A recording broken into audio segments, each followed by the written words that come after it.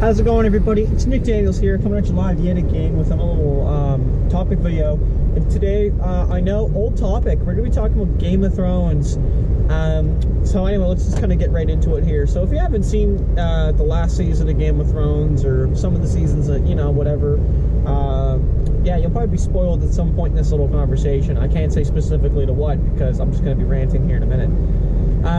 So yeah, I should watch some of the old episodes again, just a couple clips. You know, like when Janos Slynt gets sent to the wall by Tyrion, like Tyrion's smart moments. Varys and Littlefinger, they're having their little debates, you'd call them, the little chats. What a fucking good show, man. What a good show. Like, beautiful show.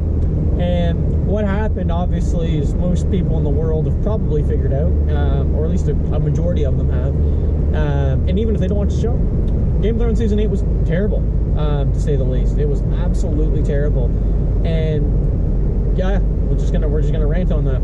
So, yeah, I honest to God, I was really trying to be optimistic for it, especially, like, coming into Season 8. I was pretty stoked. Game of Thrones is definitely would have been one of, like, my top shows of all time. Like, literally to the point that, like, I would, like, the day, like, that day that I'm like, okay, I get home, I can watch the episode. It was a big deal. Like, I was literally like, you know, that's what I was thinking about a lot. And unfortunately, well, you know, clearly didn't meet the, yeah, kind of didn't meet what I was looking for. And I'm not, like, I don't want to sound like a dick. Like, my expectations aren't, like, extremely high. But even watching it was, like, yeah, it was really bad. I'm actually getting a call here real quick. This is terrible. I'm in a really bad spot, so hang on. I'll take this on the speaker. Yeah, so anyway, sorry about that. Had a little phone call there. So, yeah, anyway, like I was saying, though, so basically, like, I mean, I could go on and on for hours about, like, specific points, but there's already videos out there that have done that. So, like, the biggest thing I think that really, like, honestly, though, like, kind of broke my heart, well, one of them is, like, the dialogue is, like, 0. Like on a scale out of 10, like 10 obviously being really good, it's fucking 0. It's literally, like, if you take Jon Snow from the earlier seasons, he says some pretty freaking smart things, and the dialogue is really good. And you'll know what good dialogue is when you watch the earlier seasons. You'll see that, and you'll go, wow, you know, that was interesting. You know, Tyrion outsmarting people, outsmarting the smarter people too, like, you know, and that's what he's supposed to be good at. Like, it's like episode 1, right? Or, like, well, not episode 1, I don't think. Maybe it was, but it was like, well, yeah, right in the first, like, 3 episodes, he was basically saying, like, yeah, Jaime's good with a sword, my brother, but, hey, I'm fucking smart. So, you know, he's got that going for him. And they butchered him. Like, the characters are just nothing in the end of the show. Like, Season 8, honest to God, like, maybe, like, you could argue, like, Brienne, had a good closure. I would argue that. I think she, well, I wouldn't even argue it. I think that is the argument, and I'm with it. I think she had a fairly good closer. She got something out of it, and you know, that was good. Podrick, I don't know. Yeah, I don't know about that one either. You know, like, the whole ending wasn't, like, satisfying in any way, and it didn't help because I read the leaks, and I specifically read them because I was so fucking disappointed with the whole season that I was like, man, let's just read the leaks, and, like, if it's true, I'm not surprised. And yeah, they're pretty abysmal. Like, it honest to God, it, like, baffles me that, like, that was the decisions that were made. It was kind of like, yeah, like, all right, like, let's, like, you know, you have the Battle of Winterfell. If you watch, like, Lord of the Rings, okay, like, the Battle of Helm's Deep, it's a masterpiece, okay? But it's not a masterpiece just because it's big scale and, you know, there's a lot of action, because it's done right. Like, they thought about strategy. There is strategy. Like, there, you know, like, you don't have, like, an army and you do certain things to just waste the army. Like, yeah, I guess, like, Stannis technically did that, but that was, like, the whole flaw of Stannis, right? That was the idea. Like, Stannis was, like, fucked at that point because, like, his wife is dead, his daughter's dead, like, basically all his army's gone.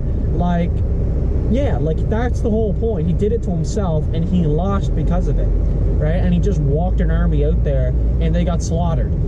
But, like, when the Night King's coming, okay, in, like, what, the 3rd episode? And, like, don't get me wrong, it's fucking impressive. Like, the shooting in the season, obviously it's top-notch. I mean, as it always is. But, oh my land, dude, like, it was upsetting. Like, I forget what they are, but I basically call them catapults, but I think they're like trebuchets or whatever. And they're in the front, okay, in front of the castle, like, in front of, Winterfell. Like, they're in front, okay, and the army's behind them. So, like, literally, like, the Army of the Dead, the first thing they're gonna hit is those, right? And you're gonna have no use to that artillery, which is insane. It doesn't make any sense. Yeah, and then, like, there's literally multiple comments of, like, hey, like, just so you know, like, we're not going to beat the Army of the Dead in a head-on fight. And then you go watch that episode, and literally the Dothraki are charging straight in. You know, Melisandre walks from the direction of the zombies. Couldn't tell you what's going on there. Arya killing the Night King doesn't make any sense to me, because they needed to subvert our expectations. You know, Jon being brought back, and then, like, for what is the big question, you know. And there's like things like that like, it just eats me up. You know, the Night King was literally did away with him in one episode. Let's be real. And it's really, really, really unfortunate, because he had so much potential, and that's what the show was supposed to be about at the end of the game. And that's the buildup of all these seasons. You know, I know people don't necessarily, not everyone agreed with the episode there, Hardhome, which obviously is mainly just a big battle. And if you call it a battle, that's a joke. It's a massacre. But it really showed what they were up against. Like, it showed the Army of the Dead, and that there was really no chance of walking away. Like, you were lucky if you ran away from the fight and lived. And, like, this happened. Well, not this. I'm pointing over. I don't know. I just pointed randomly. But, like, that happened, and it's unfucking real, dude. Yeah, it's unreal that happened, and that, like, it's amazing, because then you watch, like, the little pieces after where they'll talk, like the directors D&D there, and they'll kind of be like, yeah, like, here's kind of what we were thinking in this part. And yeah, like, once the Night King's done, it's kind of, like, funny, because I remember there's obviously the quote, yeah, like, Danny kind of forgot about the Iron Fleet. Well, I was like, dude, like, it's literally, like, the largest army like, the largest fleet, and your opponent has it. I mean, I wouldn't be kind of forgetting about that. I'd be like, yeah, like, okay, my opponent's got a big fleet, where is that? And, you know, and then you could argue, like, the I don't know what you would call it. I forget they had a name, but basically not the catapults, but, like, the big crossbows in King's Landing. Like, they're on the boats, they hit 3 shots, like, a million miles away. Like, I don't know how the fuck they landed that, and then never a shot again connected. And yeah, it was kind of like, okay. And you get, like, the Golden Company, who did nothing. They, like, literally the Golden Company didn't kill anyone. The Golden Company got slayed.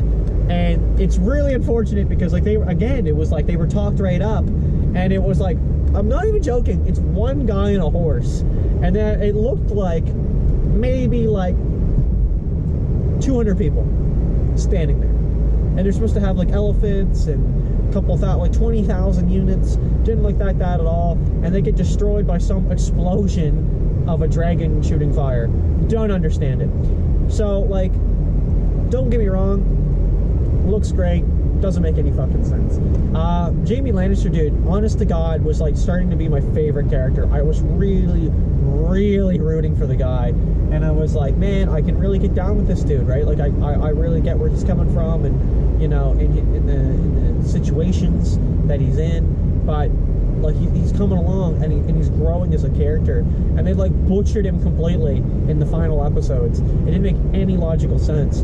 Like, one second he's like, oh, I couldn't care less about all the million people in King's Landing and saving them, but he literally killed his own king as a king's guard, because he's like, oh, I couldn't stand by while millions of people burned, right? I was like, well, what? You know, and, like, Daenerys just, like, switching, you know, to being, like, the Mad Queen, aka, didn't make much sense to me either. Like, there was nothing that justified the transition, you know. If it would have been a little bit like, okay, they had Missandei, they surrendered, and then it was like, oh, okay, Missandei then got killed, oh, okay. And like even in the scene where they had Missandei, yeah, they're kind of like they could have killed Tyrion right then and there. Why didn't like Cersei order that shit? I thought she was ruthless. Apparently not. Guy behind me's just playing on his phone. It's awesome. But yeah, honest to God, man, it's like I just can't fathom what was going on there. And oh, I'm sorry, what really got me, was the fact that they were offered more episodes and they declined. I forget if it was 10 or it was 8, and they declined. They were like, yeah, we can pull it off in 6. Like, you didn't pull anything off in 6, right? What they pulled off, unfortunately for them, and this is just the way I'm looking at it here, it's like the biggest disaster in probably television history, and you know, and it's going to be that way for a while. Game of Thrones has lost like all of its credibility. Like when you hear about Game of Thrones, people joke, they laugh, like they're like, oh, that's the shittiest thing ever. And it's like, yeah, they're not wrong. Don't know what to tell you. Anyway, I don't know. Anyway, I'm at Walmart finally. It took 12 minutes to get here. That's fucked. That took forever. But yeah, we're going to see you in the next video. Thank you so much for watching, though. I know it's kind of been a little bit fast, but Game of Thrones, Season 8, yeah, it stunk. Thank you. Thank you.